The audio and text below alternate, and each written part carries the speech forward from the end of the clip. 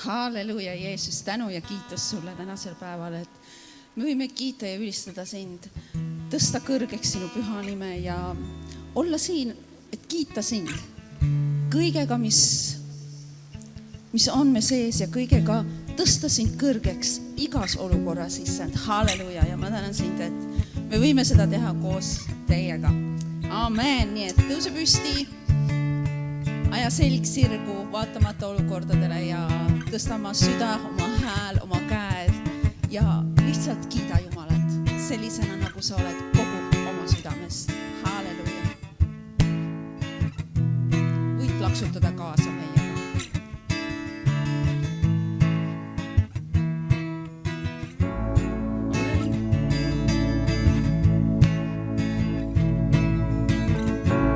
Olen siin, tahan kiita sind. Olen siin, et sul öelda, et sind armastan. Ja kõik, mis on, nüüd annan sinule. Vaid sa mu austust oled väärt. Ütle veel, olen siin. Olen siin, tahan kiita sind. Olen siin, et sul öelda, et sind armastan. Kõik, mis on, annan sinule.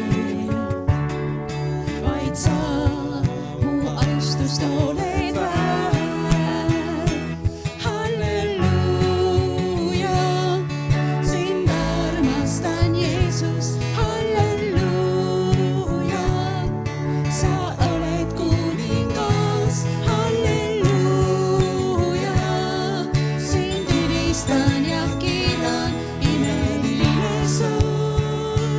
Halleluuja, sind armastan, Jeesus. Halleluuja, sa oled kuningas. Halleluuja, sind ülistan ja imeline sa. Halleluuja, sind armastan, Jeesus.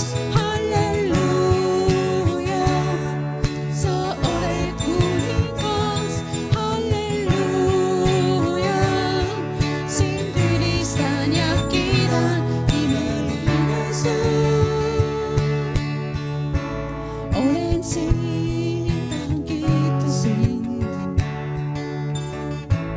Olen siin, et sul öelda, et sind armastan. Kõik, mis on, annan sinule. Vaid sa mu austust oled väärt. Halleluuja, sind armastan, Jeesus. Halleluuja, ja sa oled kuningas. Halleluuja, sind ülistan ja kiidan, imeline sa. Halleluuja, Jeesus. Halleluuja,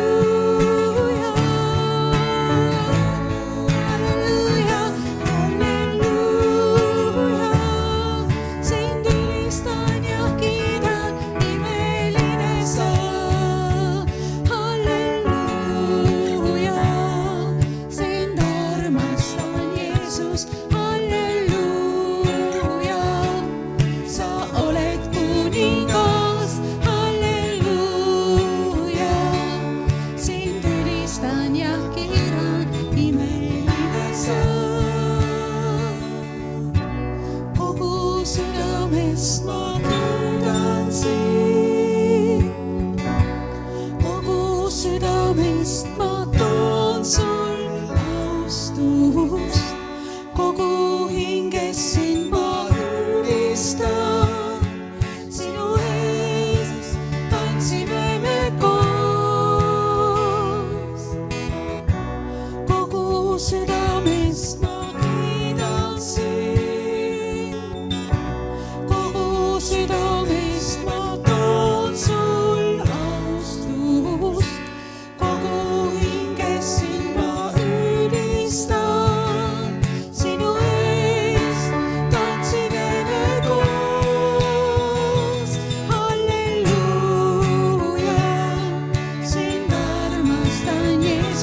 halleluuja. Sa oled kuningas, halleluuja. Sind ülistan ja kiidan, imeline sa, halleluuja. Sind armastan, halleluuja. Sa oled kuningas, halleluuja. Sind ülistan ja kiidan, imeline sa, halleluuja. Sind armastan, Jeesus, halleluuja. Sa oled kuningas, halleluuja. Sind ülistan ja kiidan, imeline sa,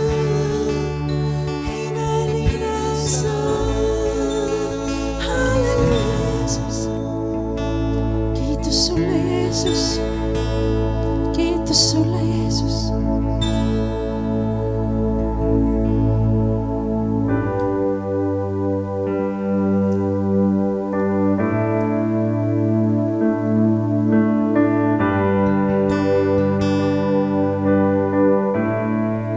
Kiitus sulle, issand.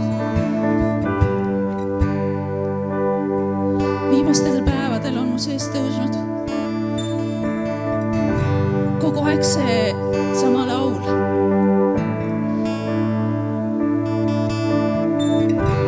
Ja ütle nendele olukordadele, mis su ümber on, need samad sõnad. Sa võtad vaenlase kurjad plaanid. Sa võtad Jeesus. Sa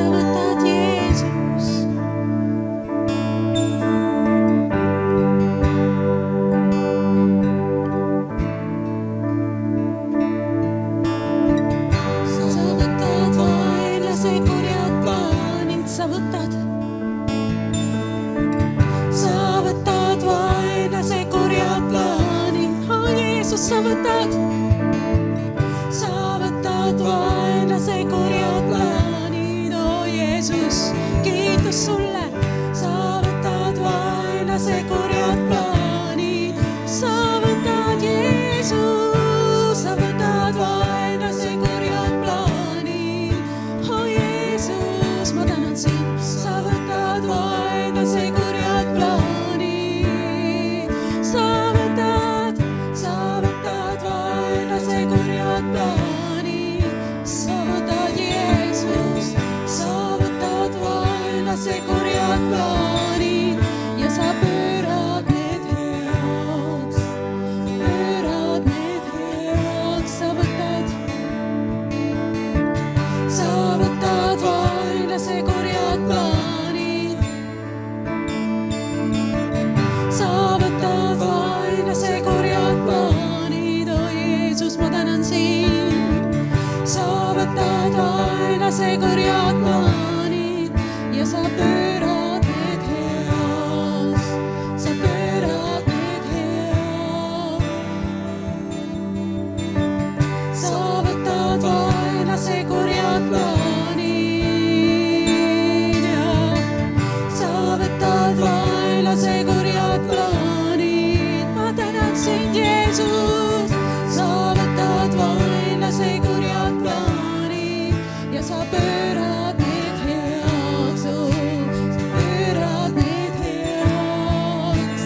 Sinuga koos ma võitlen näen, sinuga koos ma võitlen näen, sest sa lahingus käid minu ees, Jeesus. Sinuga koos ma võitlen näen, sinuga koos ma võitlen näen, sest sa lahingus käid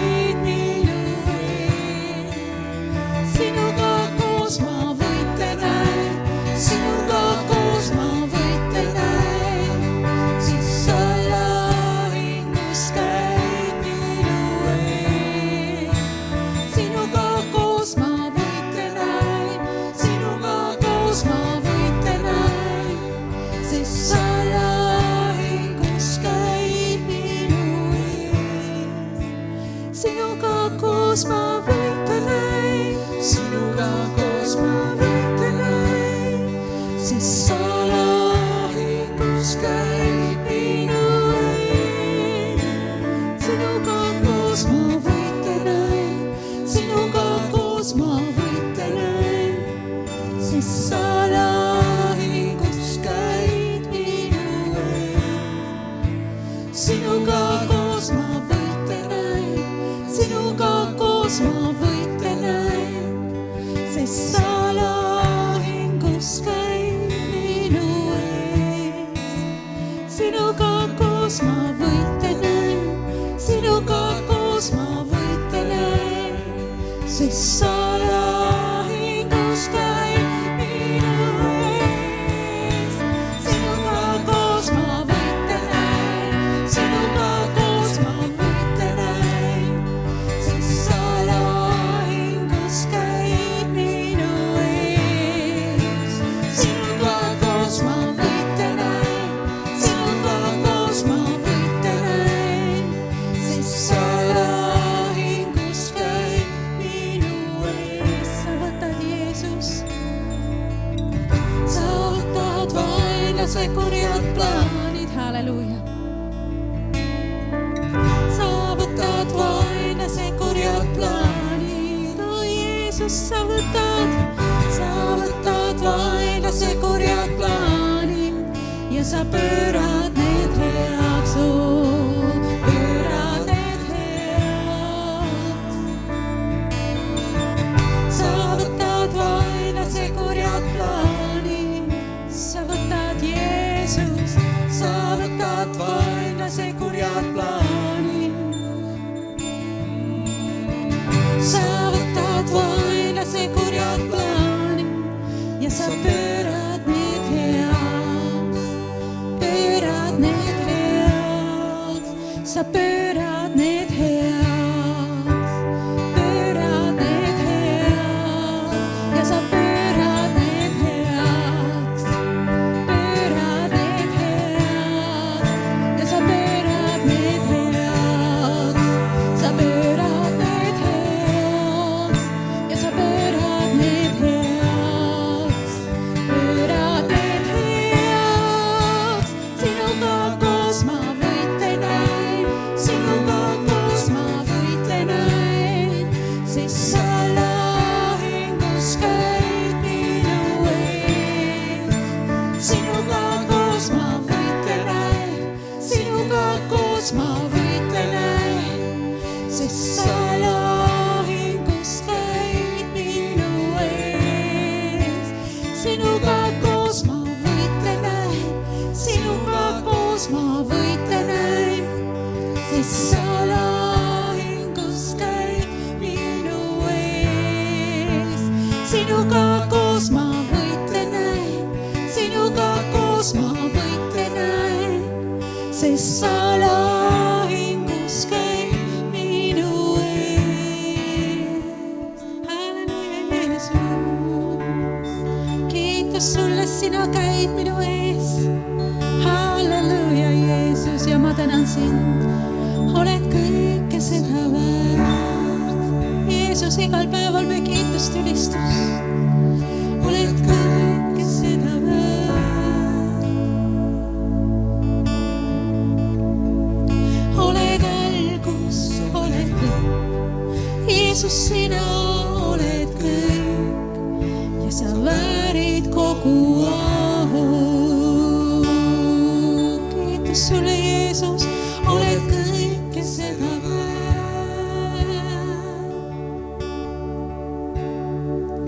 oled kõike seda väärt.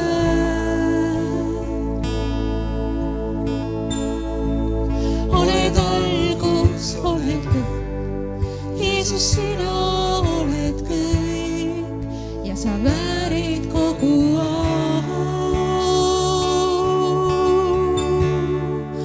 oled kõike seda väärt.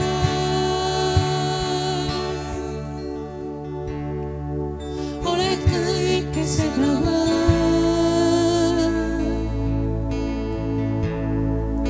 oled algus, oled lõpp, Jeesus, sina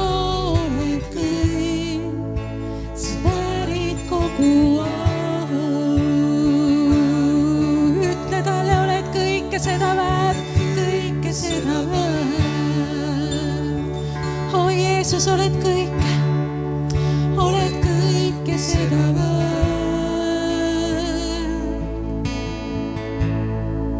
Oled algus, oled lõpp, Jeesus, sina oled kõik, sa väärid kogu au.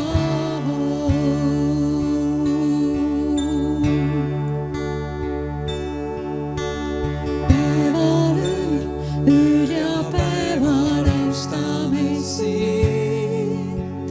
Päeval, ööl ja päeval austame sind. Päeval, ööl ja päeval austame sind. Päeval, ööl ja päeval austame sind. Päeval, ööl ja päeval austame sind. Jeesus, päeval, ööl ja päeval austame sind. Päeval, ööl ja päeval austame sind. Päeval, ööl ja päeval austame sind. Oled kõike seda väärt. Oled kõike seda väärt.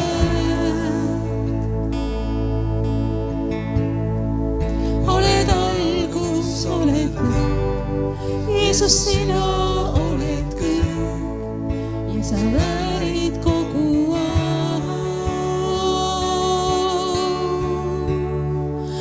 Oled kõike seda väärt.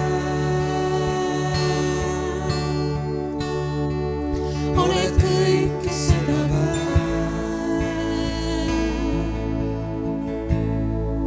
Oled algus, oled lõpp ja sina, Jeesus, oled kõik, sa väärid kogu au. Oled kõike seda väärt. Oled kõike seda väärt. Oled algus, oled lõpp, Jeesus, sina oled kõik ja sa väärid kogu au.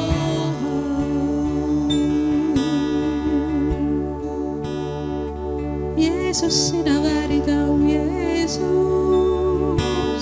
Kiitus sulle, Jeesus. Halleluuja, Jeesus. Kiitus sulle.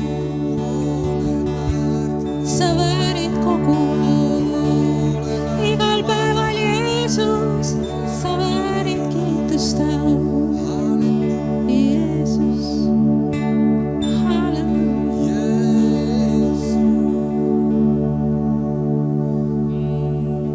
Halleluuja, Jeesus, kiitus sulle. Aamen. Tervitame teid siit Türi missiooni kogudusest ja nagu te juba teate, me oleme sellises ajaperioodis, kus meil ei ole praegu koosolekuid inimestega saalis või ma ei tea, kuidas need mõisted tänapäeval nüüd on. Koosolek inimestega saalis ei kõla just väga super hästi. Meil on siis netikoosolekud praegusel hetkel koroona igasuguste puhangute ja ettevaatuse pärast. Mitmed inimesed on haigestunud ja tänu Jumalale see on meil väga hästi läinud suhteliselt, kuna kõigil on väga kerge versioon, kes on haigestunud meil ja et mitte seda siis kuidagi lasta käest ära seda olukorda, sest see viirus on tõepoolest, nagu me oleme omal nahal siin kogenud ja tundnud, ülikaval ja sa ei pruugi üldse teadagi, kui sa oled selle kusagilt külge saanud ja kannad seda kellelegi edasi ja sa ei teagi seda. Ja sellepärast piibel ütleb meile ka, et me peaksime olema asjadega ettevaatlikud, aga mitte täis hirmu, mitte kartust ja seda me ei luba oma ellu, et karta vaenlast, et karta haigused, et karta neid asju, mis tulevad meie vastu, vaid vaadata neile näkku ja olla julged kurja kartmata, nagu piibel ütleb meile, ja tõepoolest ka palvetame tänasel netikoosolekul ka inimeste üle, keda on tabanud need asjad, keda võib-olla on vallanud hirm. Sest hirm ei ole mitte väiksem vaenlane kui haigus ise.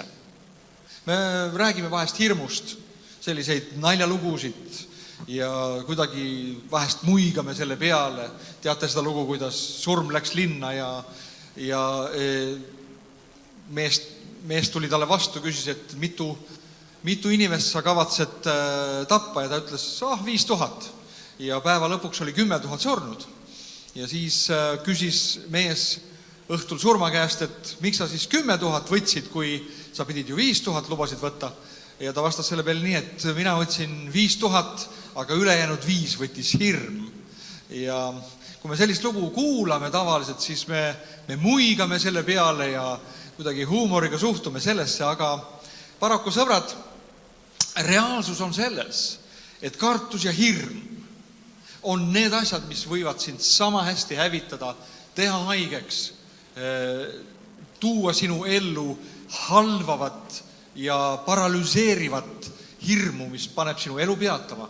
Nii et seisame vastu haigusele, hirmule, kartusele, aga samas ka Jeesuse kohta ütleb üsna mitmes kohas piiblis, et ta põgenes nende eest. Ma olen vahest mõelnud selle kirjakoha peale.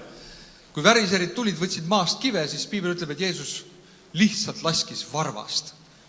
Ta ei jäänud sinna ootama, ütelnud, ma usun, et minu Jumal kaitseb mind ja ma ei lähe siit kuskile. Ei, ta arvas, et targem on lasta varvast. Ja ma arvan, et meie elus, sõbrad, on see samamoodi, see põhimõte kehtib samamoodi. Kui sa tunned, et seal on kartus ja hirm, kui sa tunned ja tead, et on reaalne oht, siis lihtsalt mine ära. Mine ära sellest olukorrast, kus on see suur oht. Ja ma arvan, et me ei mängi mingisuguseid kangelasi ja ei ürita näha, kes on kõvem, kes on kangem. See ei ole mingisugune võistlus, aga oleme lihtsalt targad. Usume Jumalat, oleme targad. Ja kui keegi on haigestunud, siis ma olen seda ikka öelnud, et me läheme selle viirusest mööda, üle, alt või läbi. Või läbi. Aga me võidame selle Jeesuse nimel. Amen. Võidame selle Jeesuse nimel. Meie netikoosolekus on ka võimalik võtta korjandust ja seda sa ei saa muidugi füüsilise rahaga, sularahaga teha, aga meie Türi Missioni kogudus on väga palju erinevaid võimalusi netiteel annetamiseks ja me väga täname, kui sa tunned, kui Jumala vaim kõnetab sind ja ütleb, et anneta Türi kogudusse midagi.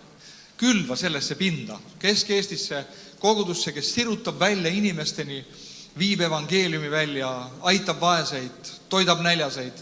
See on kõik, mida me teeme. Me tegeleme noorte ja laste ja väga paljude erinevate valdkondadega ja sirutame ka videoteel tuhandete inimesteni. Nii et kui sa tunned, et külvata sellesse põldu, Türi Missioni koguduse inimesed, siin on meie pühapäeva hommikune korjandus, ekraani peal on siin pangaarve numbrid, nii et vali see number, mine netipanka, tee see ülekanne, mis sul on südames teha ja kui sa oled kaugemalt meid vaatama, ma alati julgustan, kui sul on kodukogudus, sinu 10 kuulub sinna, aga sinu ohver on selline, mida sa võid anda sinna, kus sa oma südames tunned ja kui Jumal sind kõnetab, siis me oleme väga tänulikud kõigile, kes sirutavad oma käed anda. Just praegu ma tahan palvetada igaühe üle, kes on andja, kes täna annab, kes sirutab oma käe, anda oma kümniseid, oma ohvreid, et Jumala õnnistus võiks tulla tagasi, nii nagu tõotatud on sinu üle. Halleluja. Isa, me täname, et me võime panna täna kokku selle korjanduse kuigi teistmoodi. Me ei saa täna anda füüsilist raha, aga me anname täna pangaarvele ja see läheb täpselt samasse kohta. Jumal, me külvame rõõmu ja tänuga, me teeme seda rõõmsast südamest ja me anname sinule. Me anname, sest et sina inspireerid meid andma. Sina oled Jumal, kes on rohkem kui küllaldane. Sinu Jumal, me oleme teinud oma allikaks Mitte keegi ei ole meie allikas, ei meie töökoht ega meie pension, meie sissetulek, meie toetus, meie taskuraha, mis iganes, vaid sina oled meie allikas. Mitte meie ärid, mitte meie investeeringud, vaid sina, Jumal. Sinu on minu hing teinud omale varjupaigaks, nagu Taaves ütles. Ja Jumal, ma tänan sind, et sinu tõotus kehtib. Sinu õnnistuse tõotus kehtib. Igaühe üle, Jeesuse võimsal nimel. Ja kui sa oled seal, kus iganes sa oled, ütle aamen, mina usun seda. Halleluja. Anda on imeline. Imeline. Nüüd võib-olla mõni teade veel enne, kui me täna jutluse juurde lähme, siis tänasel pühapäeval ja ka järgmisel pühapäeval on meil ka netikoosolek veel. Aga siis tõenäoliselt viimane pühapäev, see on siis 31. jaanuar, on meil esimene pühapäeva hommikune teenistus siin inimestega ja te võite tulla, sellepärast et siis peaks olema kõigil need 2-nädalased perioodid läbi, kes ka on haigestunud ja mis iganes. Nii et te võite tulla ja tead, kui sa oled koroona läbi põrenud, siis on üks hea uudis. See hea uudis on see enam sulle külge ei hakka vähemalt mõnda aega. Sa võid olla julge. Nii, aga mitte, et ma sind julgustaksin seda kusagilt endale hankima. Ära tee seda. Siis ka samamoodi palvekoosolekud, noortekoosolekud, naistekoosolekud, kõik jäävad ära kuni 31. siis ja palvekoosolekud samamoodi. Nii et ma arvan, et see on teistmoodi aeg. Meil ei ole olnud sellist aega, kus me oleme üksteisest selliselt eraldatud. Ja muuseas, tänase jutluse pealkiri on selle olukorra valguses võib-olla natuke isegi irooniline. Ma tahan sulle rääkida nüüd sellel pühapäeval ja järgmisel pühapäeval suhete teemal, inimsuhete teemal. Ja minu 50+ aasta jooksul ei ole ma kunagi elanud sellises olukorras, kus me oleme sedavõrd lahti rebitud füüsilises mõttes inimsuhetest. Sa ei saa inimestega kokku.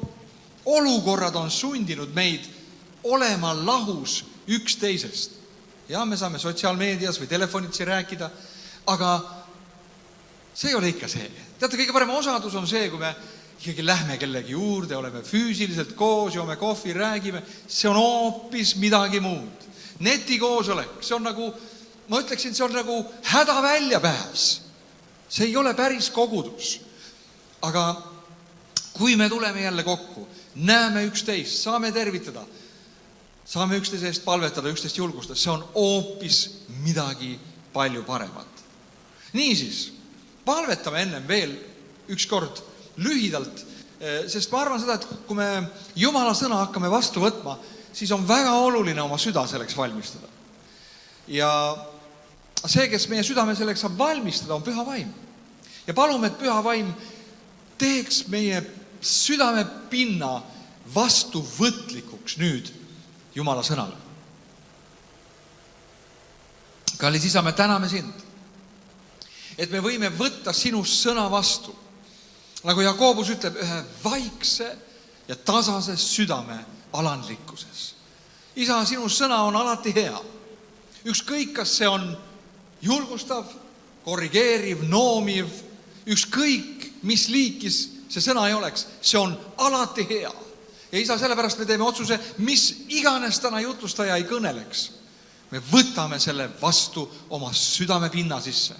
Ja Jumal, me täname, et sina paned selle kasvama.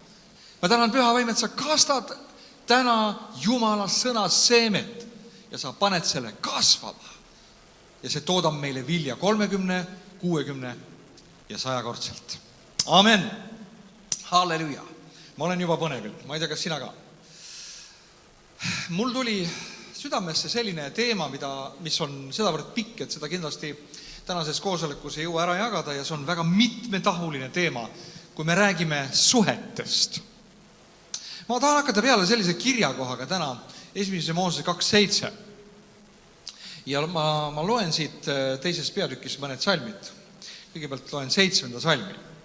Ja Jehova Jumal valmistas inimese ainsuses heebrea keeles Ben Adam, ta valmistas Aadama. Ja kes põrm on mullast, puhus tema ninasse elavat õhku, nõnda sai inimene elavaks hingeks. Jumal lõi alguses ühe inimese. Kogu maa kera peal oli üks ainukene inimene, Aadam. Jumal valmistas talle ühe spetsiaalse supermõnusa paiga. Mõnusa turvalise pesa, Eedeni aia. Piibel ütleb, et Jumal ise istutas selle aia. Ja kui me loeme seda peatükki eespoolt, siis me näeme seda, kuidas seal oli kõiksuguseid viljapuid, seal olid jõed, mis voolasid. Loodus oli rikkumata patust, kurjusest, kahjuritest. Ma kujutan ette, milline imeline paik see oli, kuhu Jumal pani Aadama. Ja ta andis talle ülesandeid. Aadamal olid väga mõnusad ülesanded. Jumal laskis tulla loomad tema juurde ja Aadam pidi neile nimed andma. Milline loovtöö see oli. Ta käis nagu looduse kuningas ringi seal. Sina pika kaelaga loom oled kaelkirjak. Sina triibuline oled sebra. Sina oled kaamel, sa oled satikas, sitikas, varblane, mis iganes. Kõik loomad, linnud, mis iganes liikusid Aadama nina eest mööda, ta andis neile nimed. Ma arvan, et see oli vapustav töö. Kui keegi palkaks mind sellist tööd tegema, ma tõesti naudiks. Mõelda välja nimesid, anda loomadele nimed. Aadamal oli kõik küllalt. Tal ei olnud milleski puudust, tal oli kõike küllaldaselt nautimiseks. Ta nautis, nagu Piibel ütleb ka, Jumal soovitas talle, Aadam, seal on kulda ja see on hea kuld. Mine sinna, võta kulda, naudi, tee sellest midagi. Seal on pedolovaiku, igasuguseid kreeme, kosmeetikat, võta sealt, naudi seda, söö kõikidest puude viljast. Aga üks probleem oli. Aadam oli üksi. Nüüd vahest me arvame seda, et oleks mul raha ja rikkust ja kõike küllaldaselt ja head autod ja kõik, küll ma naudiks seda. Küll ma oleks õnnelik. Aga me loeme siit 8. salmist edasi ja Jehova Jumal ütles, inimesel ei ole hea üksi olla. Ta ei ütelnud, et inimesel ei ole hea olla, sellepärast, et tal on millestki puudus. Tal võib-olla on vähe süüa. Võib-olla tal on külm. Paneme paksemad riided talle. Võib-olla tal on viletsa auto. Ostame uuema. Ei, ta ütles, inimesel ei ole hea üksi olla. Üksi olla. Ja siis Jumal ütles, ma tahan temale teha abi, kes tema kohane on. Ehk teiste sõnadega me võiksime alustada rääkimaks suhetes sellest, et inimesel, kui tal puuduvad suhted, kõike muud tal võib olla, aga tal puuduvad suhted, mis on tema kohased, siis ta ei ole õnnelik. Asjad ei tee meid õnnelikuks. Asjad võivad lisada midagi juurde meie heaolule või sellisele mugavusele, mõnusale tundele, aga nad ei tee meid õnnelikuks. Miks? Sest Jumal mõistis inimese vajadust ja see vajadus oli, et tal oleks keegi, kellega jagada. Inimene vajab jagada. Ja suhtlemine ja suhe ongi jagamine. See on kõige, ütleksime, nagu baas ehitusplokk suhtele. Jagamine. Sina jagad kellegagi, keegi jagab sinuga. Mõni inimene on, kui sa saad mõne inimese kokku, ma ei tea, kas sul on keegi selline, ja siis ta hakkab rääkima, kui sa saad kokku. Ja ta räägib ja sa ei saa nii-öelda vahel ega mitte midagi ütelda. Kõik on nagu, tuleb nagu kuulipildu eest. Ja siis ta peab uksest välja minema ja sa ei saagi midagi temaga jagada, tema jagas ainult sinuga. No see ei ole päris suhe. See on ühesuunaline tänav. Aga suhe on alati kahesuunaline tänav. Suhe on jagamine. Jumal nägi, et inimene vajab kedagi, kellega tal oleksid head suhted, tugevad suhted, erinevatel tasanditel. Kui me nüüd räägiksime suhetest, mis meil on inimestega või üldse erinevaid tasandeid, kus meil on suhteid, siis me võiksime öelda, meil on kodus suhted. Meil on abielusuhted, kus oled abielus. Kui sa võib-olla oled veel vallaline, sul on suhe vanematega. Ja siis meil on suhe sõprade ringis. Meil kõigil peab olema sõprus, on üks tase, üks suhtetase on sõprus. Inimesed, kellega sa sobid kokku, kellega sul meeldib koos olla, aega veeta, nautida. Sõbrad, väga oluline suhtetase. Meil on ka suhe näiteks tööalaselt, meie asjaajamises vahest, meil on suhe. On oluline, et meil on töökaaslased, kellega me saame kokku hästi, sobime kokku hästi, ülemus, kellega sa sobid hästi kokku ja nii edasi, nii edasi. See on väga tähtis, et meil on tööalased suhted. Meil on suhted riigi tasandil, me võiksime öelda, sotsiaaltasandil ja nii edasi. Ma arvan, et neid suhtetasandeid on ka väga palju erinevaid. Ja me võiksime öelda tegelikult nii, et inimesed, kellel ei ole häid suhteid perekonnas, sõprade ringis, tööalaselt, sotsiaalselt, ühiskonnas, need inimesed on, kui nüüd analyseerida niisi jämedalt, üldiselt, nad on õnnetud inimesed. Sageli sa näed seda juba nende näost. Nad on kuidagi kurvad, masendunud, üksildased, depressiivsed. Sageli on nad hädaldajad, nad on saamatud, nad ei saa hakkama asjadega elus, sellepärast, et neil puuduvad terved suhted nende elus. Sõbrad, igaüks me oleme loodud suhete jaoks. Me vajame suhteid. Räägime nüüd sellest, miks on siis suhted meie elus sedavõrd olulised tasandid. Nüüd ma juba natukene alustasin võib-olla seda esimest punkti, see on see, et suhtes me jagame. Me vajame oma elu kellegagi jagada. Me oleme loodud Jumala sarnaseks olediks. Ja kui sa mõtled selle peale, et miks Jumal inimese üldse lõi, siis tegelikult, seda ei ole piiblis otse niisi välja öeldud, aga me näeme seda, et Jumal lõi inimese mitte teenijaks vaimuks, nagu on inglid. Ta ei loonud inimest ainult selle eesmärgiga, et inimene kummardaks Jumalat ja ülistaks ja teeniks. Selle jaoks on Jumalal ka taevas teatud liiki inglid ja teatud vaimsed olendid, kes kummardavad tema ette ja ülistavad teda. Tal on teenijad vaimud, tal on ülistajad vaimud ja nii edasi, nii edasi. Aga Jumal lõi, nagu ütleb meile piibli esimene leht, inimese enda imidži järele, kuju olemuse järele. Me võiksime öelda enda sarnaseks. Mida tähendab seda, et inimene on loodud Jumala sarnaseks? Number 1, see tähendabki seda, et me võime jagada.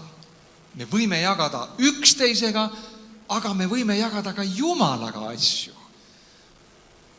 Jah, Jumalal on taevas inglid, Gabriel ja seal on palju teisi inglid seal taevas.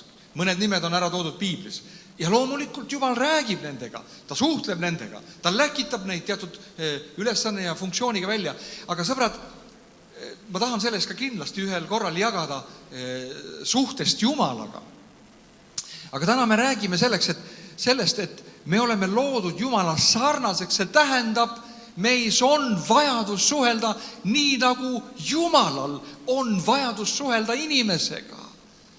Kui me loeme piiblit üsna alguses, siis me näeme seda, et kui Jumal oli pannud inimesed Eedeni aeda, ta oli andnud neile, ka maapealsed ülesanded, seda harida ja hoida, aga piibel ütleb, et iga õhtu Jumal tuli alla, kui päev läks viluks ja piibel ütleb, ta rääkis Aadamaga. Jumal vajas kedagi enda kuju järele loodud, kuigi väiksemas vormis või väiksema skaala järgi, palju väiksemana oma väelt, aga selles suhtes Jumala sarnasena, et meil on vaba tahte võimalus, me võime valida, kas suhelda Jumalaga või mitte. Sõbrad, ma tahan teile öelda, et Jumalas on vajadus suhelda sinuga ja sinus on vajadus suhelda Jumalaga ja meis on vajadus suhelda üksteisega. Kujutage ette Jumalat, tal oli maailma, kogu universumi rikkus. Kõik väärtused olid Jumalal olemas, aga tal ei olnud kedagi, kellega jagada. Sellepärast ta lõi sind ja mind. Nüüd on hämmastav, ma alati imetlen, sõbrad, seda kirja kohta.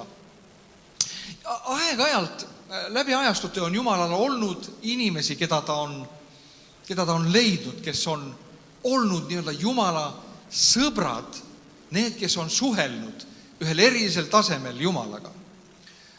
Noa oli üks selline. Noa suhtles Jumalaga. Jumal leidis Noa. Siis räägib meile piibel sellisest mehest nagu Eenok. Piibel ütleb, et ta käis koos Jumalaga. Üks eriline suhtlemine oli nende kahe vahel. Ja siis läks palju aastaid mööda. Ja me ei loe, et Jumalal oleks kedagi, kes oleks nagu tema sõber. Ja ta leidis esimese Moosese 11. peatükis ühe mehe. Selle mehe nimi oli Abraham. Ja miks ta tema leidis, oli see, või miks ta tema valis, oli see, et Abraham käis koos Jumalaga. Ta suhtles koos Jumalaga. Abrahamile meeldis suhelda selle Jumalaga, kes temaga hakkas kõnelema. Nüüd kujutate, Abraham elas ühel maal, kus teeniti tuhandeid jumalaid. Neid olid riiuli peal, neid oli suurtes templites, neid oli kõrgetel ziguraatidel mäetippudes. Neil oli templid seal, neid käidi seal kummardamas, neile ohverdati. Aga üks Jumal hakkas kõnelema Abrahamiga. Ja Abraham reageeris selle kutsele. Ja ta tegi nii, nagu see Jumal teda instrueeris ja nii edasi. Aga nüüd me loeme edasi 1. Moose 18. peatükis 17. Siin on hoopis üks teine kontekst, kuidas Jumal tuli, et vaadata Soodoma ja Gomorra olukorda. Ja siin ütleb niiviisi, kui Jumal oli suundumas Abrahami juurest lahkumas, et minna Soodomasse ja Gomorrasse, ta ütleb nii. Ja Jehova ütles, kas peaksin varjama Abrahami eest, mida ma tahan teha. Ja Abraham saab veelgi suureks vägevaks ja tema nimel õnnistavad endid kõik maailma rahvad. Sest ma tean temast, et ta käsib oma poegi ja järel tulevad sugu hoida Jehova teed ning teha, mis on õige ja kohus, et Jehova võiks anda Abrahamile, mis ta temale on tõotanud. Jumal ütleb ühe inimese kohta, kas ma peaksin varjama seda, mis mul on plaanis. Mõtelge selle peale, armsad sõbrad. Jumal ei räägi mitte iga inimesega oma plaanidest. Vahest me mõtleme, et miks Jumal meiega ei räägi. Aga teate, sõbrad, suhtlemine on kahesuunaline tänav. Meie vahest läheme Jumala ette, kui meil on vajadus. Kui meil vajadust ei ole, siis me üldse ei lähe Jumalaga suhtlema. Aga Abraham, piibel ütleb, et tema ei kõnelenud Jumalaga ainult siis, kui tal oli vajadus või häda oli käes. Vaid Abraham kõneles Jumalaga. Kogu aeg ta kõneles Jumalaga. Ja teate mis? Nüüd ütleb Jumal niiviisi, kas ma peaksin Abrahami eest varjama seda, mida ma kavatsen teha. Sõbrad, ainult Jumala sõbrad saavad teada, mida Jumal kavatseb, millal ta seda kavatseb, kuidas ta seda kavatseb. Jumal tahab ka sinuga, armas sõber, jagada. Aga kas sina tahad olla see, kes on valmis Jumalaga suhtlema ja minema ja elama temaga koos? Jagamine. Suhe tähendab seda, et sa jagad inimesega seda, mis sinul on. nüüd inimese kõige suurem ja sügavam rõõmu vaakum täitub siis. Mitte siis, kui sa saad lotovõidu. No, vaatad vahest mingisugust telesaadet, kuidas inimesele teatatakse, et sa oled saanud 1 miljoni võidu või ma ei tea, mis asja. Jah, inimene tantsib seal küll ringi ja rõõmustab ja karjub ja teeb selliseid erilisi asju, mida ta kunagi varem ei tee. Aga teate, inimeses on veel üks suurem ja sügavam rõõmu vaakum ja see täitub siis, mitte siis, kui sa saad. Vaid nagu Apostlite 20:35 ütles Jeesus, õndsam on anda, kui võtta. Õndsam, miks? Sellepärast, et kui sa annad, siis sinu sees täitub üks vaakum. Üks rõõmuvaakum, mis on nii sügav. Ja kui see täitub, siis sealt sellist rõõmu sa ei saa mitte kusagilt, kui sa annad. Sa jagad seda, mis sul on kellegagi. Ma mõtlen alati abiellumise peale. Nüüd abielusuhtest võiks ka rääkida mõnikord ja ma arvan, need on nii üliolulised suhted. Abielusuhted, need on kõige lähemad suhted kahe inimese vahel siin maa peal. Ja väga oluline mõista, kuidas neid suhteid ehitada, hoida ja kui see ka puruneb, siis parandada. Mõtle selle peale, 2 inimest abielluvad. No tavaliselt on üks nendest ikkagi varakam ja rikkam. No mõnel poisil on auto, tüdrukul ei ole. Võib-olla ühel või teisel neist on korter, kuhu nad elama asuvad. Teisel ei ole. Et ikkagi üks on rikkam. Võib-olla ühel on köögikapis taldrikud ja kahvlid ja ta abiellub, siis ta jagab neid selle inimesega, kellega ta abiellus. Astus ühte suhtesse. Ja teate, ta teeb seda rõõmuga. Hämmastab, kas ei ole. Ta jagab seda, mis temal on rõõmuga kellegagi, tundes rõõmu jagamisest. Me võime jagada materiaalseid asju üksteisega ja saada sellest rõõmu, aga me võime ka jagada oma tundeid. Me võime jagada kellegi oma kurbust. Ja teate, tavaliselt me ei jaga selliseid kurbuseid, selliseid rõõmumomente ka lihtsalt suvaliste inimestega. Me tahame seda ikkagi jagada oma sõpradega, nendega, kellega meil on hea suhe. Ja teate, kui sul on mingi kurbus või ahastus, oled sa pannud tähele seda, et kui sa võtad telefoni ja näiteks helistad kellegagi ja jagad seda, räägid talle lihtsalt välja oma elu kurbuse ja ahastuse ja tegelikult mitte midagi ei muutu, aga see, et sa said seda jagada kellegagi, ühtäkki sa tunned, kuidas see kurbus ja see raskus läheb kohe poole kergemaks, kui palju parem hakkab olla. Ja täpselt samamoodi on rõõmuga. Kui sul läheb hästi, ma ei tea, juhtus midagi head sinul, said töö juurest kõrgendust, said 500 eurot palka juurde, tead, nii suur rõõm on ja sa lähed kellegi sinu sõbra juurde, kellega sul on hea suhe ja ütled, tead sõber, milline imeline asi juhtus, ma sain töö juures parema palga ja tead, kui sinu sõber rõõmustab sinuga koos, su rõõm muutub palju suuremaks. Aga mis siis, kui sul ei ole kellegagi jagada? Sul läheb midagi väga hästi. Sa saad võib-olla rikkamaks või sa saad midagi, ma ei tea, midagi head juhtub sinu elus, aga sa ei saa seda kellegagi jagada. Siis see rõõm ei maitse nii hästi. See ei ole nii mõnus kui siis, kui sa saad seda kellegagi jagada. Ma mõtlen väga tihti tänapäeval igasuguste sotsiaalmeedia kanalite peale, näiteks Facebook. Miks on Facebook täna, öeldakse juba, et 600 miljardi business. 600 miljardit väärt Facebook. Miks? Väga lihtne vastus on sellele.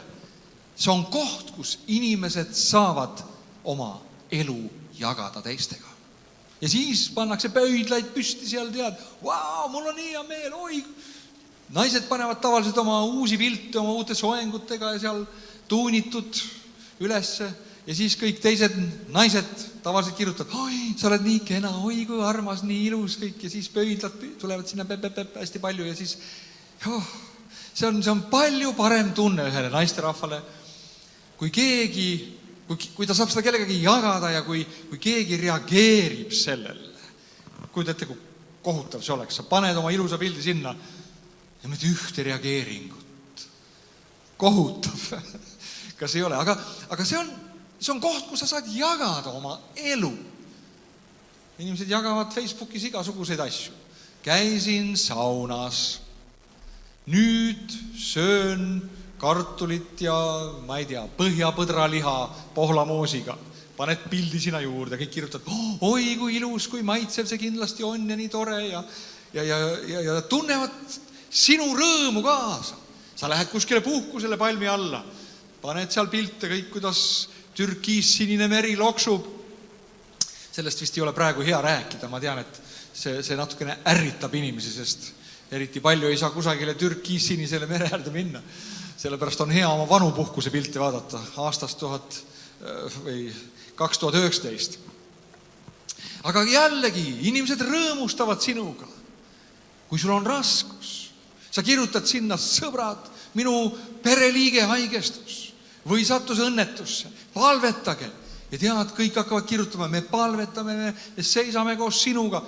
Ja teate, sellel põhjusel on Mark Zuckerberg saanud 200 miljardit isiklikku taskuraha. Et ta midagi sellist välja mõtles, kus inimesed saavad oma elu jagada. Ja nii lihtne see ongi. Me vajame oma elu jagada. Õpetussõnad ütleb 26-22 ka niiviisi, et mõned inimesed jagavad igasuguseid kuulujutte, keelepeksu. Tead, keelepeks on ka mõnus asi. Kui sa saad kedagi sarjata ühes koos kellegagi, ära tee seda. See on väga halb, see on väga negatiivne asi. Me ei peaks seda tegema. Aga jälle, oled sa kunagi keelt peksnud kellegi peale? Ma tean, et me ei taha seda tunnistada, aga ma arvan, et enamus meist, me vahest isegi oleme tahtmatult haaratud kaasa sellesse. Võib-olla mõnes seltskonnas või kus iganes. Ja teate, kuidagi hea tunne on, kui sa saad kedagi teist materdada vahest. Mingi asi, jälle, see on teatud liiki jagamine. Aga, ma ei taha keelepeksust rääkida täna, aga jagamine peab toimuma, nagu Jumal ütles, sellel tasemel, kes on meie kohane. Oled sa pannud ka tähele, et sa klapid nii öelda mõne inimesega rohkem kui teisega. No võiks öelda lausa nii, et mõne inimesega sa nagu üldse ei klapi. Kohe ei saa. Hakkad rääkima temaga, hakkad talle jagama midagi, mis sinu jaoks on oluline või põnev või rõõmus ja sa näed, et see kuidagi ei lähe talle korda. Vastupidi, see võib-olla tekitab temas hoopis sellist irooniat või vastupidiselt sinu ootusele reaktsiooni. Aga jällegi, vastupidi, sa kohtad mõnda inimest ja sa hakkad temaga rääkima mõnel teemal, mis sinu jaoks on tähtis ja oluline ja tead, sa vaatad, et see sama teema on tema jaoks ka oluline ja siis te võite tundide kaupa rääkida ja naine juba sikutab varukas, kuule, koju peab minema, kell on 1:30 öösel. Ei, oot, räägime veel, see on nii põnev. Ja meil on oma erinevad tasemed. Ma võib-olla kiiresti räägin, millest see tuleb. Eesti keeles on üks selline huvitav sõna, armastus. Aga kreeka keel on natukene rikkam ja ta on lahanud selle armastuse põhiliselt 3 gruppi. Esimene grupp on agape. Ma hakkan agapest peale. Agape on selline armastuse liik, kus sa annad kellegile ilma igasuguste tunneteta, ilma igasuguse tõmbeta selle inimese poole. Sa lihtsalt näed, et see inimene on hädas, sa oled liigutatud kaastundest ja sa lähed ja teed talle, sa võid isegi tunda tema suhtes vastupidist tunnet. No näiteks ma toon sellise näite, halastaja samaarlane. Nüüd kujuta ette, et oli samaarlane. Ja ajaloost me teame, et samaarlased ja juudid, nad vihkasid üksteist. 2 gruppi, nad olid vaenul Nad ei sallinud üksteist. Ja nüüd läheb samaarlane mööda teed ja ta näeb, seal maas on üks veriseks pekstud juut, kes ilmselt tänast päikseloojakut enam ei näe, kui mina midagi ette ei võta, kui ma teda ei aita. Ja vaatamata sellele vihale, sellele rahvuslikule vaenule, ta võtab selle juudi, korjab tema verised kondid sealt üles, paneb oma eesli selga, ta viib ta võõrastemajja, hotelli. Ja tal on oma asjatoimetused, ta ei saa temaga isiklikult kaua tegeleda, ta annab ta üle võõrastemaja hoidjale, ta maksab tema eest. Ja ta ütleb nii, et kui sa veel peaksid midagi kulutama, ma maksan lisa ja siis ta läheb ära. Ta võtab hoolt, ta päästab tema elu. Nüüd ütelge mulle, kui see samaarlane võis tunda juutide vastu põlgust ja viha isegi ja nüüd ta näeb seda verist meest, kas tal võis olla mingisugune, nagu meie ütleme, armastus on tunne. Kui ma ei tunne armastust, no kuidas ma saan siis armastada? Ei, ta armastas sellepärast, et see inimene vajas armastust. Ta vajas nii-öelda abi tundmata mingisugust tunnet. Nüüd teine armastus, teine liik, kreeka keeles on eros. See on kuritarvitatud sõna eesti keeles. Sellest on leiutatud palju tuletisi nagu erootika. Erosel ei ole pistmist teatud mõttes isegi erootikaga, vaid eros on füüsiline tõmme teine teise poole. Selles armastuses peab olema meeldimine. See on armastus, mille ajendil üks kord abiellutakse, sest kaks inimest said kokku, seal tekkis üks tõmme. Ma ei tunne isiklikult ühtegi inimest, kes oleks abiellunud ilma eeroseta. Jumal lõi eerose, ta lõi tõmbe, inimesed tõmbuvad, kui võib-olla sina vaatad, et miks pärast see poiss sellise imeliku tüdrukuga hakkas käima või vastupidi, sai sa aru sellest, aga need kaks tõmbuvad. Ei tea, kus see tuli, aga nad mõlemad tõmbuvad. Ei aita, kui üks tõmbub. Neid juhused on ka väga palju. Oi, ma tahaksin seda tüdrukut, üks poiss ütleb. Ma nii tahaksin teda saada omale abikaasaks ja ta teeb kõik, kingib talle lilli ja annab raha ja šokolaadi ja kutsub teda ja räägib talle ilusaid sõnu, aga mitte midagi aita, sest et eros ei ole. Ei teki seda kahepoolset tõmmet ja see suhe ei lenda. Aga nüüd kolmas liik on see, mida ma tahan tuua nagu suhte aluseks. Selle nimi on fileo. Fileo on ka üks armastuse liik. Ja fileo ei ole eros. Fileo on inimmeelte tõmme. See on just see näide, mida ma sulle siin eespool rääkisin. Sa saad kokku ühe inimesega ja ei võta kaua aega, kui sa hakkad temaga rääkima ja sa ühtäkki tunned, et teil kahel on nii palju ühist, et te tahaksite seda jagada oma vahel. Ja see tuleb esile loomulikult.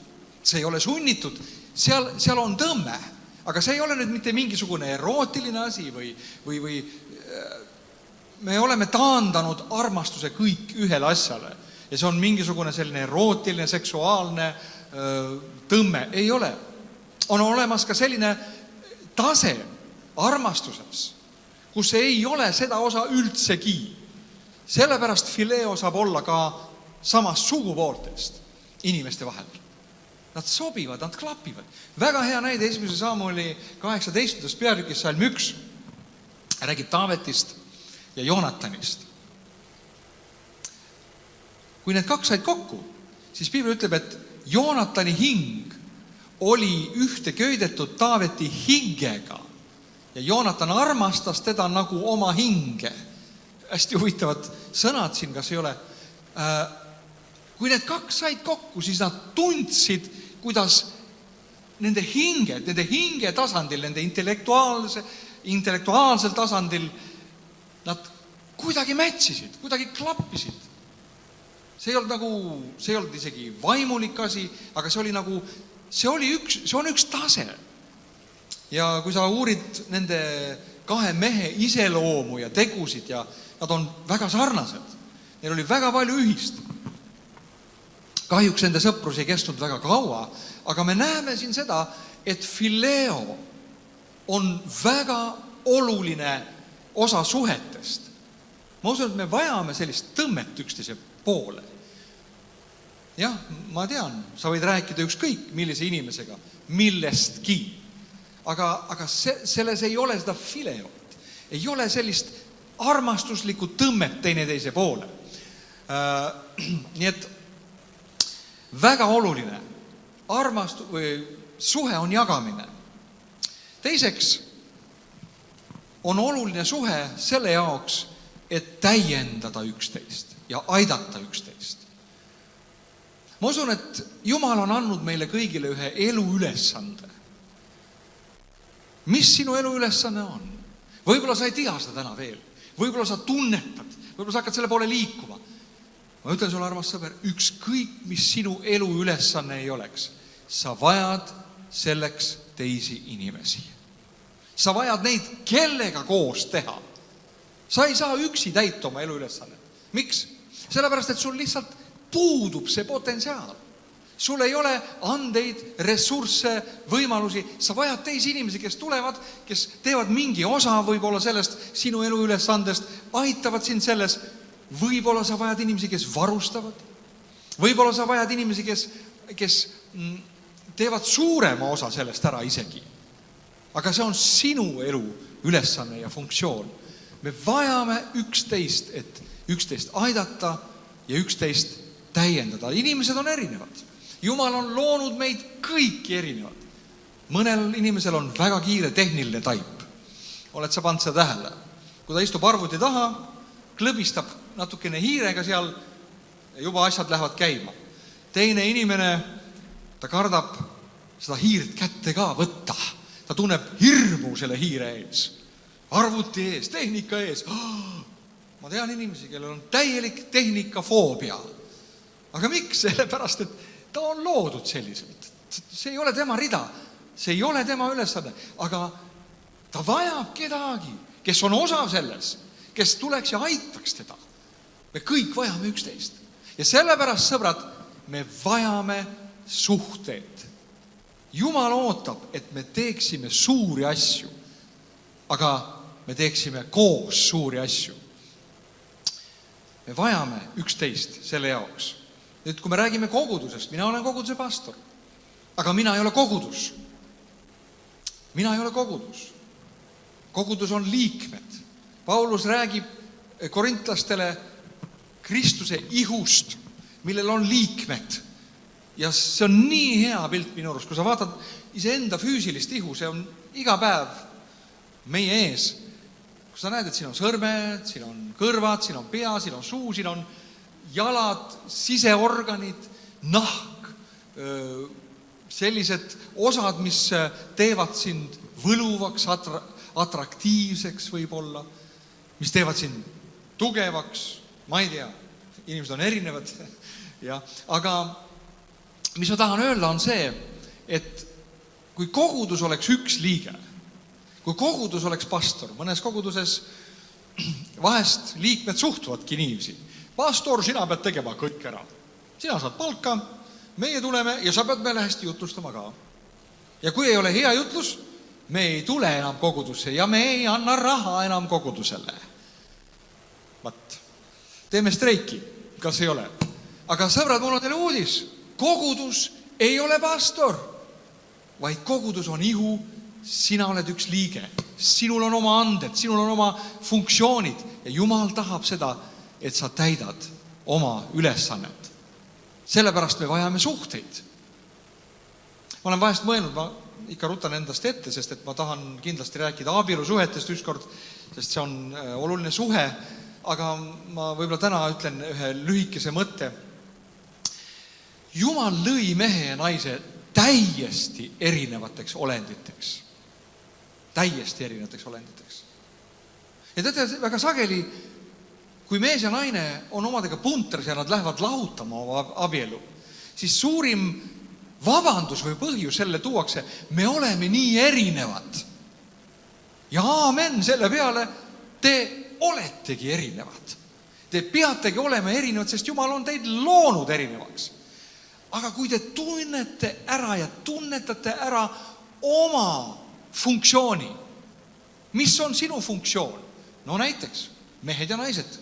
Ma ütlen kiiresti mõne mõtte. Meestel on oma tugevused. Mehed on ratsionaalsed olendid. Nad suudavad kalkuleerida super hästi ratsionaalselt. Väga hästi. Mehed suudavad otsuseid teha. Niisugune keskmine mees suudab teha.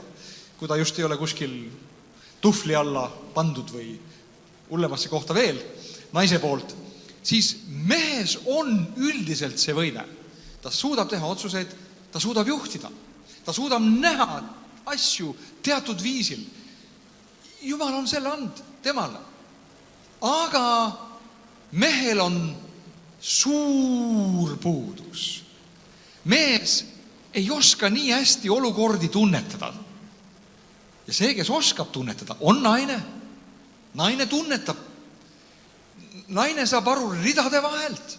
Mees ei saa, mees on ratsionaalne, ta paneb paika. Nii ja asi on nii. Aga naine tuleb ja ütleb, kuule, ma arvan, et selles olukorras on midagi peidus, mida sa ei näe.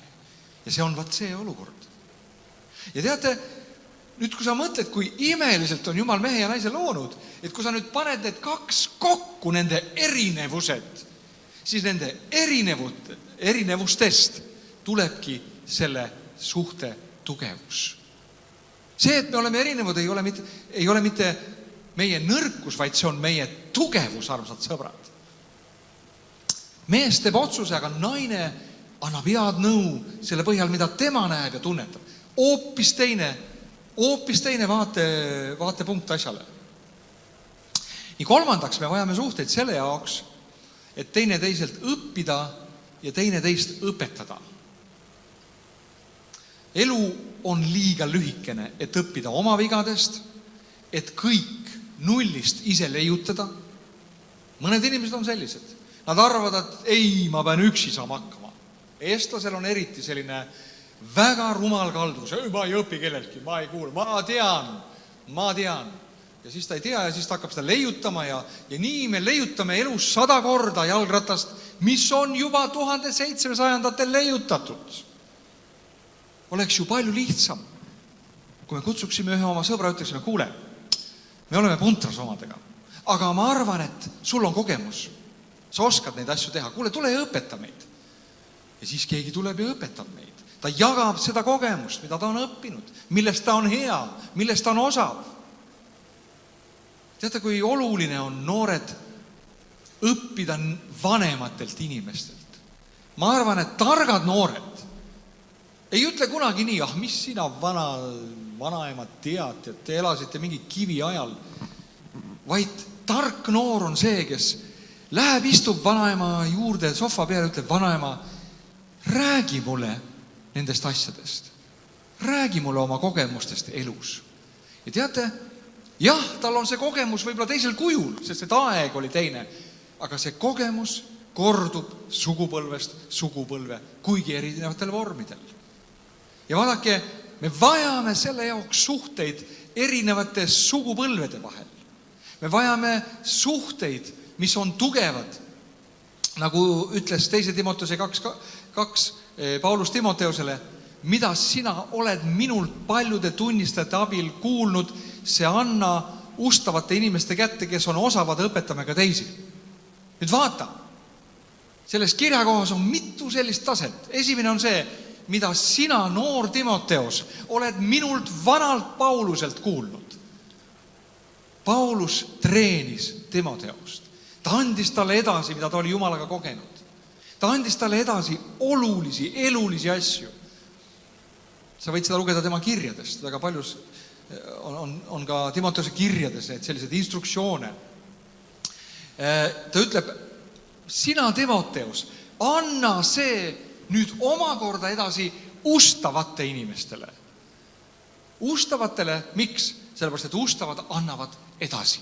Ustavad ei jätta seda endale, vaid nad omakorda treenivad teisi, annavad selle edasi. Ja mis on tulemuseks? Tulemuseks on progress, edasiminek, edenemine, kiire edenemine.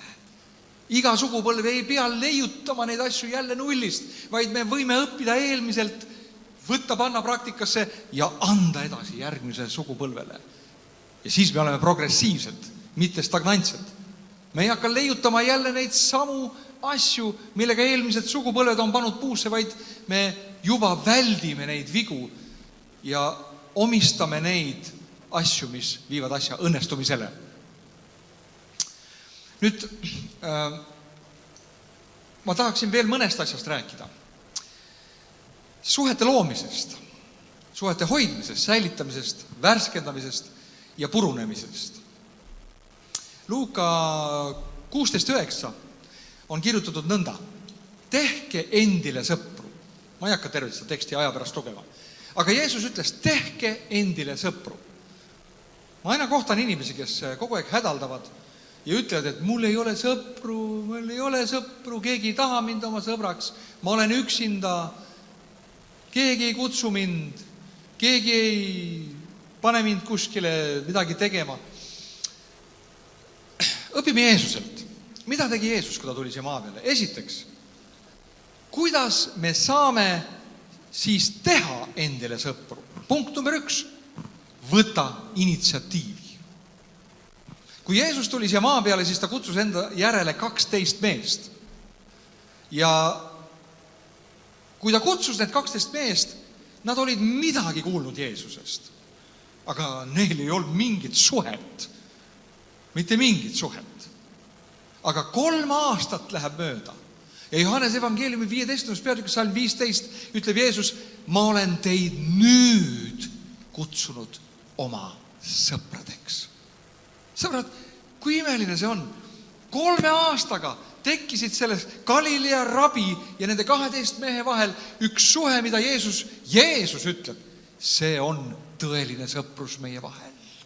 Ma olen kutsunud teid oma sõpradeks. No, kuidas siis tekib sõprus? Jeesus võttis initsiatiivi, ta ei oodanud seda, et millal keegi mind kuhugi kutsub. Ei, ta võttis initsiatiivi, ta kutsus need 12 meest enda järele. Sõbrad, kutsuge inimesi, tehke, minge kellegi juurde, hakkage kellegagi rääkima, pakkuge ennast appi kellegile, mida iganes. Kui te näete kedagi, kes on kurb ja hüljatud, minge tema juurde, tehke endile sõpru. Kui oluline on sõprade tegemine. Sõbrad ei kasva puu otsas. Suhted ei kasva puu otsas. Neid tuleb teha ja luua. No nüüd, lähme edasi. Mis siis see järgmine samm on? Teine samm on investeerimine suhetesse. Kuidas sai Jeesusest ja jüngritest sõbrad? Kuidas nad said nii tugeva suhte oma vahele? Et kui kõik jooksid laiali, suured massid läksid minema, siis need 12 jäid. Kuidas nad olid saanud nii tugevateks sõpradeks? Jeesus oli investeerinud kõik nende inimestesse. Sõbrad, iga suhe nõuab investeerimist. Sa pead investeerima suhtesse. Sa pead andma midagi suhtesse. Sa pead iseennast andma suhtesse. Suhe ei kuku iseenesest sulle pähe. Jeesus lõi sildasi inimestega. Pane tähele, ta lõi sildasi nende 12-ga, ta lõi silla Nikodeemusega, veel paljude ka kõrgklassist inimestega. Jeesus lõi, seal oli väga palju naisi, kes järgnesid temale, kelle elud oli sõna otseses mõttes päästud, näiteks Maarja Magdalena, kelle ta oli päästnud variseride käest, kes tahtsid teda kividega surnuks visata abielu rikkumise pärast ja nii edasi. Jeesus lõi sildasi, ta istus patuste juures, ta veetis nendega aega. Ainukene, kellega ta ei loonud sildasi, oli variserid. Miks? Ei olnud fileod. Ei olnud fileod. Ei olnud haakumist. Teine vaimsus. Ta ütles neile, et teie olete oma isast kuradist. Vaat sa ei saa luua iga ühega sidet. See on ka tegelikult üks pikk teema, mul kahjuks puudub aeg sellest rääkimiseks. Aga investeeri suhetesse. Investeeri. Jeesus näitas eeskuju. Ta toitis nende perekondi. Kujutate ette? Ta kutsus Peetruse, kellel oli naine, kellel oli ämm. Tõenäoliselt olid ka Peetrusel lapsed, kui tal oli naine. Tõenäoliselt. Nüüd Jeesus ei kutsunud Peetrus enda järgi nii, et Peetruse perekond oli näljas. Ei. Ta pidi maksma nende arvet, sest et kui ta ei oleks seda teinud, siis ta oleks olnud hullem kui pagan, kes ei võta oma kodakondsete eest hoolt, nagu ütleb meile piibel. Jeesus, tal oli väga vähe aega, 3 aastat, aga 3 aastaga tekkisid tohutu tugevad suhted, sellepärast, et ta investeeris sellesse. 3. oluline punkt suhetes, suhete säilitamine. Jeesusel tuli aeg minna ära oma jüngrite juurest. No meil kõigil on ka sellised sõprussuhted, mis on tekkinud, mis on arenenud, kasvanud, saanud tugevaks ja mingil põhjusel me peame lahkuma. Võib-olla kolima teise kohta või me ei saa enam olla nende inimestega füüsiliselt nii palju koos, peame kuskile mujale minema. Siis mis tegelikult loomulikult tavaliselt suhetega juhtub, on see, et need suhted hakkavad hääbuma. Ja sõprustest saab ajapikku tutvus. Me ikka tunneme ja mäletame neid inimesi. Kui palju meil on olnud häid suhted Soomes. Me oleme üle 10 aasta väga intensiivselt teinud evangeelset tööd Soomes. Väga intensiivselt. Ja meil on väga häid suhteid tekkinud inimestega. Me oleme pärast käinud nende juures saunas ja alati olnud seal ööd ja rääkinud ja vestelnud. Nad on käinud meil Eestis külas, head suhted. Aga midagi on juhtunud. Me ei ole enam saanud nii palju käia neil külas ja nii edasi ja nii edasi. Ja loomulikult, kui me nende inimestega kohtume kusagil jälle, siis me räägime ja võib-olla meenutame neid vanu aegu. Aga mida ei ole enam, on see lähedane, tugev suhe. See on ära kadunud. Ja vaadake, sõbrad, suhteid mitte ei ole oluline luua ja neisse investeerida ainult, aga olulisi suhteid tuleb ka säilitada. Tuleb ka säilitada. Kui tähtis on see, et meil on tugevad suhted. Paljudel inimestel on ainult pinnapealsed suhted. Ma vahest küsin kellegi käest, et tänaval kõnnin kellegagi ja siis tuleb kolmas isik vastu ja ta ütleb talle tere, tšau, kuidas läheb? Ja ma küsin, kes see inimene on? See on mu sõber. Ja ma alati muigan, sest et mida sa mõtled selle all, ta on su sõber. Mis sa tead temast? Ma tean, ta elab seal ja ta nimi on see ja ta naise nimi on see ja tal on 3 last ja see auto Ford on ja siis... Aga mis sa veel tead tast? Ei teagi palju, ta töötab seal ja ongi kõik.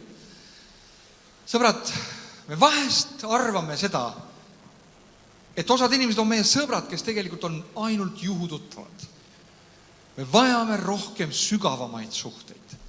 Sügavamaid suhteid. Mulle väga meeldib see kirjakoht, kus Jeesus kõneles kellestki, kelle juurde tuli sõber südaöösel ja ta oli näljas. Ja ta ütles, mine oma sõbra juurde, aja ta ülesse ja küsi ta käest 3 leiba, sest ma tahan süüa. Ma mõtlen selle olukorra peale praktiliselt, kui mina oleks see sõber, kelle juurde tuleks minu sõber, kell 3 öösel koputaks uksele ja ütleks, et kuule, mul on nälg, ma tahan süüa, mine oma naabri juurde ja laena mulle, ma ei tea, äkki vaata, tal on äkki mingi torditükk kappis või. Siis ma ütleks talle, tead mis, lähme praegu kõik magama. Sest täiskõhuga ei ole hea magama minna. Ja hommikul, kui minu sõber on tõusnud, siis me saame selle torditüki sealt tema külmkapist kätte küll. Aga teate, see sõber oli valmis minema oma sõbra nõudmise peale öösel. Ajama üles tema ja tema lapsed ja koerad ja kassid ja kõik segaduse tekitama oma sõbra majas, et saada oma sõbrale need 3 leiba. Jeesus räägib millest?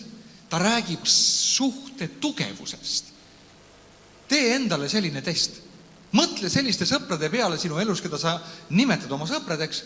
Kas sa julged nende juurde minna kell 3, prõmmuda, kolistada ukse kella ja küsida, kuule, mul oleks vaja autoga käia kuskil, mu auto ei läinud käima, anna mulle oma autovõtmed. Kas sul on keegi selline sõber? Ma praegu mõtlen ise.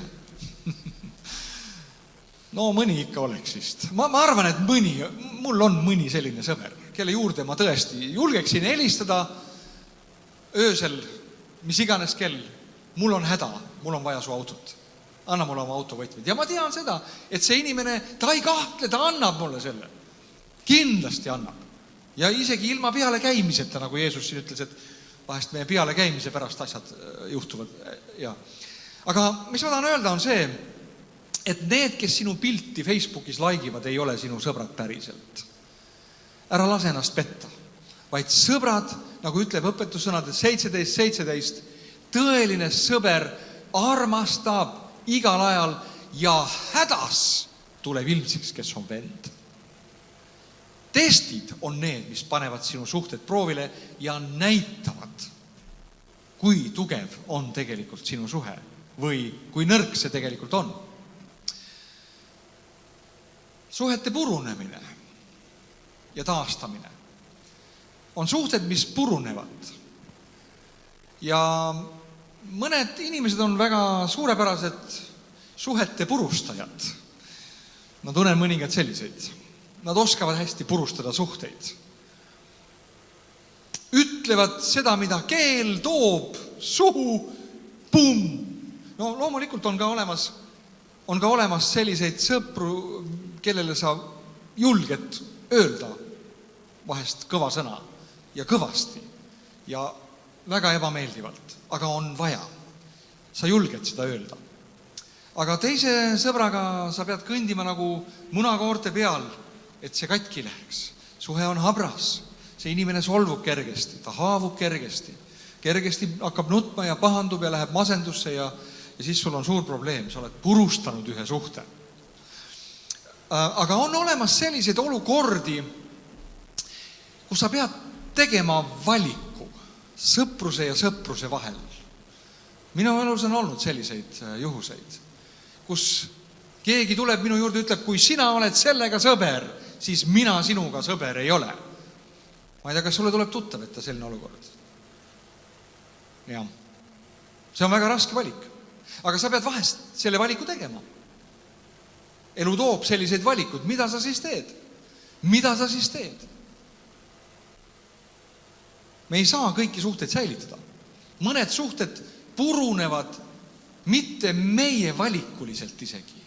Nad lihtsalt purunevad mingisugusel põhjusel. Ma ei tea, mis see põhjus alati on, aga nad purunevad vahest. Aga mis on ka huvitav on see, et ma olen näinud seda oma, me ei saa öelda pika elu jooksul, aga natukese elu jooksul, et vahest aitab nende suhete taastamisele kaasa lihtsalt aeg. Igat suhet sa ei saa lihtsalt mingisugusel jõumeetodil taastada. Mõnda suhet, mis on purunenud, sa ei saa isegi taastada nii, et sa lähed ja palud andeks. Ma arvan, et jah, see võib ka olla üks esimesi samme suhte taastamise poole, aga vahest isegi see ei aita. Siis aitab aeg. Vahest, kui läheb mööda natukene aega, siis aeg ise parandab need suhted ja see suhe jälle taastub ja siis sa võid jälle jätkata selle suhtega.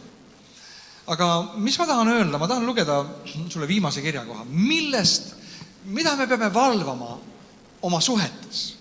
Ma usun, et meil on olemas suhteid, mida me kõik tahaksime hoida. Mis on tähtsad, mis on olulised, mis on kallid meie jaoks. Mida valvata? Ma arvan, et suhte purunemine ei alga peale mingist plahvatusest, vaid suhte purunemine algab peale väikestest asjadest. Ülemlaulus, teine peatükk, Salm 15 on üks väga huvitav kirjakoht. Siin räägib jälle muidugi armastusest. Kahe eros tõmbearmastusest.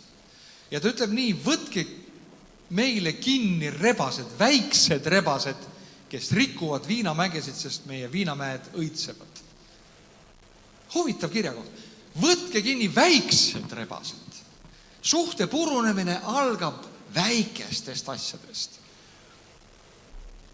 Olen oma pastorikarjääri jooksul pidanud tegelema üsna mitmete purunenud abieludega või õieti purunenud suhetega. Ja kahjuks meie maal tulevad inimesed pastori juurde siis, kui juba kõik on läbi ja enam midagi teha tegelikult ei anna. Tuleb mees ja naine, istuvad maha minu kontorisse ja nad ütlevad, meie suhe on täiesti purunemas. Me lahutame ilmselt, sest meil ei ole lootust. Ja siis ma lasen neil rääkida. Ja tegelikult see ei ole rääkimine. See on üksteist poriga üle kallamine. Üksteise süüdistamine. See on üksteisele haavade löömine. Ma istusin koos ükskord ühe abielupaariga ja ma kuulasin, kuidas, milliste sõnadega, millise tooniga, millise süüdistuse ja vihaga nad üksteisele paiskasid peale asju. Ja ma kuulasin seda 10 minutit umbes. Ja siis ma enam ei kannatanud välja ja ma ütlesin neile, kullakesed, te olete 10 minutit minu juures olekul üksteist peksnud teravate kööginugadega. Kui te niiviisi teete, siis see suhe ei saagi taastatud. Kunagi ei saa. Te peate lõpetama üksteise peksmine, üksteise haavamise. Aga paraku ma nägin, et nende elus, nende abielus, mis oli 4-5 aastat kestnud juba, olid kogunenud väikesed asjad. Ja need väiksed asjad neid ei olnud võetud kinni nagu need väiksed rebased. See oli läinud ja kasvanud, nii nagu lumepall, mis vaikselt hakkab mäest alla veerema, kogub jõudu, kogu aeg seda lund enda ümber, kuni lõpuks temast saab hävitav ja purustav laviin. Ja kui see laviin valla päästab, siis seda ei hoia enam keegi tagasi. See puruneb. Ma tahan teile anda nõu, armsad sõbrad, kui teie tunnete, et te ei ole veel selle laviini staatuses. Kui te tunnete seda, et teil on neid asju liiga palju tulnud, et te oma vahel ei saa neid asju taastada. Tulge rääkige kellegi kolmandaga, hingehooldajaga, pastoriga, rääkige kellegi vaimulikuga. Ärge minge psühholoogi juurde. Psühholoogi eesmärk on üks. See on siin lihtsalt maha rahustada. Mine kellegi juurde, kes tunnetab vaimulikult, kes üritab päästa seda olukorda vaimulikult. Ja ma arvan, et selles on see võti. Ja teate, siis on seda võimalik päästa, kui see asi veel ei ole kuristikku kohe minemas. Ja väiksed rebased, hakake parandama suhet väikestest asjadest. Väiksed asjad, võtke nad kinni, ärge lubage väikestel solvangutel, teravatel sõnadel, süüdistustel kasvada, vaid võtke nad kinni, need rebased, ja visake välja oma viinamäelt, sest need viinamäed, meie suhted õitsevad. Kurat tahab hävitada sinu suhteid, armas sõber. Ta on selle peal väljas, et teha sind üksikuks. Sellepärast, et üksik inimene on teatud mõttes. Kui tal ei ole sotsiaalseid kontakte, suhteid, kellega jagada oma elu, siis ta hakkab invaliidistuma vaikselt. Sest Jumal ei ole meid loonud elama üksi. Võta üks inimene, pane ta üksikusse kongi kusagil vanglas ja lase tal seal olla pikka aega. Ei olegi vaja mitte midagi muud teha. Ainult see olek juba muudabki teda seal invaliidiks. Andesta. Palu vabandust, palu andeks, paranda, muuda käitumist, muuda sõnu, muuda suhtumisi. Selliselt võib see suhe paraneda ja taastada. Nii et sõbrad, ma võtan kokku selle mõtte sellega. Ehitame suhteid, ärme lõhu neid. Ehitame õigeid suhteid. Sa võid ka ehitada valeid suhteid. Sa võid olla suhtes inimestega, kes tegelikult kisuvad sind maha ja hävitavad. Aga ehita neid fileo suhteid, millest ma sulle eespool rääkisin. Neid suhteid, millega sa tunned haakumist. Ja kui sa seda tunned, siis haaku rohkem, kuni sa oled saanud, kuni see suhe on saanud tugevaks. Ja see hakkab ehitama sinu elu. Halleluja. Tänu Jumalle. Kellel teie seast on sõber, ütles Jeesus. Me kõik vajame sõpra. Meil kõigil peavad olema sõbrad. Nii et lõpetame sellega. Tahan järgmine kord rääkida veel mõnest erinevast suhtetasemest. Suhted on olulised. Suhted teevad meid võidukateks. Suhted teevad meie elu edukateks. See on see, mida Jumal tahab. Amen. Aga palvetame nüüd ja kui sa oled täna just selline, sa oled üksi ja sulle ei ole sõpra, siis ma tahan sinu üle palvetada täna. Et Jumal paneks sind kokku inimestega. Et Jumal näitaks sulle inimesi, kellega ehitada sõprust. Kui sul on palju sõpru, aga ei ole tugevaid sõpru ja tugevaid sidemeid, siis tegelikult sa ei ole mitte paremas olukorras kui see esimene inimene. Sa vajad tugevaid, sa vajad vaimsel tasemel suhteid, sõpruseid. Halleluuja. Kallis Jumal, ma tänan sind armsate kuulajate eest täna. Sa oled meid inimestena loonud selliselt, et meis on üks vajadus sõpruse järele. Meis on üks karje suhte järele, jagamise järele. Me vajame üksteist. Me vajame suhet sinuga. Me vajame suhet perekonnas, erinevatel tasanditel, ühiskonnas, sõprade keskel. Me vajame üksteist. Me vajame, et jagada. Me vajame kedagi, kelle peale loota ja toetuda teatud olukordades. Me vajame, et anda oma õlg kellegile, kes võiks meie peale toetuda. Isa, ma tänan sind armsate kuulajate eest. Aita neil teha sõpru. Aita neil ehitada sildu ja mitte neid hävitada. Anna, et nad oleksid targad ehitajad ja mitte hävitajad. Aita, et nad võiksid oma elu ehitada üheskoos sinuga, kallis püha vaim. Halleluuja. Ja kui tänapäeva maailmas on nii palju pinnapealseid suhteid, siis Isa, aita meil ehitada tugevaid suhteid. Tugevaid suhteid. Nii nagu Taavetil ja Joonatanil. Isa Jeesuse nimel. Halleluuja. Tänu sulle, Isa. Tänu sulle, et sa oled suhete isand. Jeesuse vägeval nimel. Amen. Jumal õnnistagu teid. Kohtume siis järgmisel pühapäeval online teenistusel jälle siin meie YouTube'i ja Facebooki kanalil, hiljem ka Pildiraadio kanalil. Nii et ehitame. Jumal õnnistagu teid väga.